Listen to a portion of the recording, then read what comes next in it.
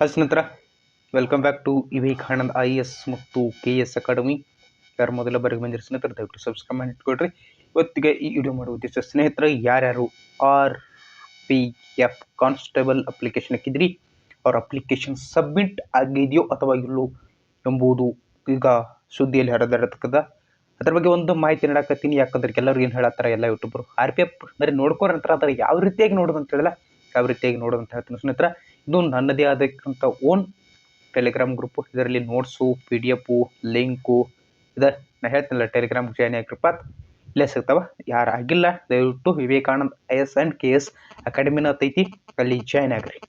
ಯಾವ ರೀತಿಯಾಗಿ ನೋಡೋದಂತ ಸ್ನೇಹಿತರೆ, ಇಲ್ಲಿ ಲಿಂಕ್ ಐತಿ, ನೀವು ಇಲ್ಲಿ ಕ್ಲಿಕ್ ಮಾಡಿದ್ರು ಓಕೆ. ಇಲ್ಲ ಸರ್ ಬ್ಯಾಡ್ರಿ, ಕ್ರೋಮ್ದಾಗ ತಕ್ಕಂದ್ರೆ ಇದನ್ನ ಈ ರೀತಿ ಕಾಪಿ ಮಾಡ್ಕೊಳ್ರಿ. ಓಕೆ ಸ್ನೇಹಿತರೆ, ಕಾಪಿ ಮಾಡ್ಕೊಂಡಿದ್ರು ಒಳ್ಳೆಯದು. ಇಲ್ಲ ನಾ ಡೈರೆಕ್ಟ್ ಕ್ಲಿಕ್ ಮಾಡ್ತಂದ್ರೆ ಈ ರೀತಿಯಾಗಿ ನಿಮಗೆ ಅಫಿಷಿಯಲ್ ಪೇಜ್ಗೆ ಏನಾಗ್ತದ ಹೋಗ್ತದ. ಅಫಿಷಿಯಲ್ ಪೇಜ್ಗೆ ಹೋದ ತಕ್ಷಣವೇ ಏನೈತ್ರಿ, ಇಲ್ಲಿ ಅಪ್ಲೈ ಅಂತ ಕಾಣಕತ್ತೈತಿ ನೋಡ್ರಿ, ರೆಡ್ ಕಲರಲ್ಲಿ ಅಪ್ಲೈ. ಆ ರೆಡ್ ಕಲರಲ್ಲಿ ಏನು ಮಾಡ್ರಿ, ಅಪ್ಲೈ ಜಾಗದಲ್ಲಿ ನೀವು ಕ್ಲಿಕ್ ಮಾಡ್ರಿ. ಈ ರೀತಿ ಕ್ಲಿಕ್ ಮಾಡ್ಕೊಳ್ರಿ. ನಿಮ್ದು ಆಲ್ರೆಡಿ ಅಕೌಂಟ್ ಇರ್ತದೆ. ಯಾರ್ಯಾರು ನೀವು ಅಪ್ಲೈ ಮಾಡ್ಕೊಂಡಿದ್ದೀರಿ ನೋಡ್ರಿ RPF, ಅವ್ರದ್ದು ಆಲ್ರೆಡಿ ಅಕೌಂಟ್ ಅಂತ 2ನೇ ನಂಬರ್ ಇದೆ. ಆ ಆಲ್ರೆಡಿ ಅಕೌಂಟ್ ಮೇಲೆ ಏನು ಮಾಡಬೇಕಾಗ್ತದೆ, ನೀವು ಕ್ಲಿಕ್ ಮಾಡಬೇಕಾಗ್ತದೆ. ಕ್ಲಿಕ್ ಮಾಡಿದ ತಕ್ಷಣ ಈ ರೀತಿಯಾಗಿ ಪೇಜ್ ಓಪನ್ ಆಗ್ತದೆ. ಇದು that is RPF official website, ಯಾವುದೇ ರೀತಿಯಾದ ಫೇಕ್ ವೆಬ್ಸೈಟ್ ಅಲ್ರಿ. ಇಲ್ಲಿ ನಿಮ್ಮ ಮೊಬೈಲ್ ನಂಬರ್ ಇರ್ಬೋದು ಅಥವಾ ಇಮೇಲ್ ಅಡ್ರೆಸ್ ಇರ್ಬೋದು, ಇಲ್ಲಿ ನಿಮ್ಮ ಪಾಸ್ವರ್ಡ್ ಇರ್ಬೋದು. ನೀವು ಎಲ್ಲಿ ಅಪ್ಲಿಕೇಶನ್ ಹಾಕಿರಿ ನೋಡ್ರಿ, ಯಾವ ಆನ್ಲೈನ್ ಸೆಂಟರ್ನಲ್ಲಿ ಇಲ್ಲ ಮೊಬೈಲಲ್ಲಿ ಹಾಕಿದ್ರೆ ಮೊಬೈಲಲ್ಲಿ ಓಕೆ. ಇಲ್ಲಿ ಏನು ಮಾಡಬೇಕಾಗ್ತದೆ, ಇಲ್ಲಿ ನೀವು ಮೊಬೈಲ್ ನಂಬರ್ನ ಹಾಕೊಳ್ರಿ. ಓಕೆ, ಮೊಬೈಲ್ ನಂಬರ್ ಮತ್ತು ನಿಮ್ಮ ಪಾಸ್ವರ್ಡ್ ಮೇನ್ ಬೇಕು. ಇಲ್ಲಿ ಪಾಸ್ವರ್ಡ್ ಹಾಕ್ರಿ, ಇಲ್ಲಿ ಮೊಬೈಲ್ ನಂಬರ್ ಅಥವಾ ಇಮೇಲ್ ID ಹಾಕ್ರಿ. ಯಾವ ಇಮೇಲ್ ID ಹಾಕಬೇಕು, ಹೊಸದು ಹಾಕಕ್ಕೆ ಹೋಗ್ಬಿಡ್ರಿ. ಯಾವಾಗ ನೀವು ಅಪ್ಲಿಕೇಶನ್ನ ಹಾಕುವಾಗ ಕೊಟ್ಟಿದ್ದೀರಿ ನೋಡ್ರಿ, ಅದನ್ನ ಇಲ್ಲಿ ಮಸ್ಟ್ ಆ್ಯಂಡ್ ಶುಡ್ ಹಾಕಬೇಕಾಗ್ತದೆ. ಬೇರೆ ಹಾಕಿದ್ರೆ ಅದು ಬರುವುದಿಲ್ಲ. ಕ್ಲಿಯರ್ ಕಟ್ ಹೇಳಕತ್ತೀನಿ, ಬೇರೆ ಹಾಕಕ್ಕೆ ಹೋಗ್ಬಿಡ್ರಿ.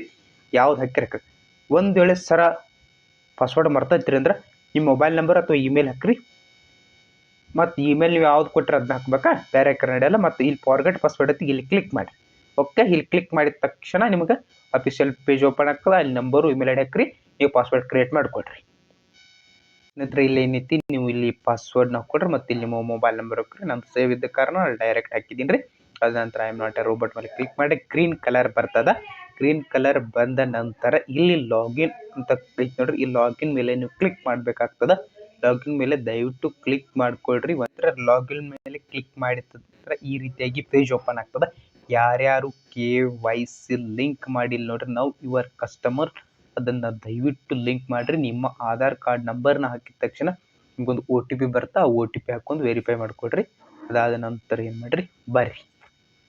ಅದಂತರ ಇಲ್ಲಿ ಐತೆ ನೋಡ್ರಿ, ಇಲ್ಲಿ ಕ್ಲಿಕ್ ಮಾಡಿರಿ. ಅಪ್ಲಿಕೇಶನ್ ಹಿಸ್ಟ್ರಿಗೆ ಹೋಗ್ರಿ. ಅಪ್ಲಿಕೇಶನ್ ಹಿಸ್ಟ್ರಿ ಸ್ವಲ್ಪ ನೆಟ್ವರ್ಕ್ ಸ್ಲೋ ಐತೆ, ವೇಟ್ ಮಾಡಿರಿ.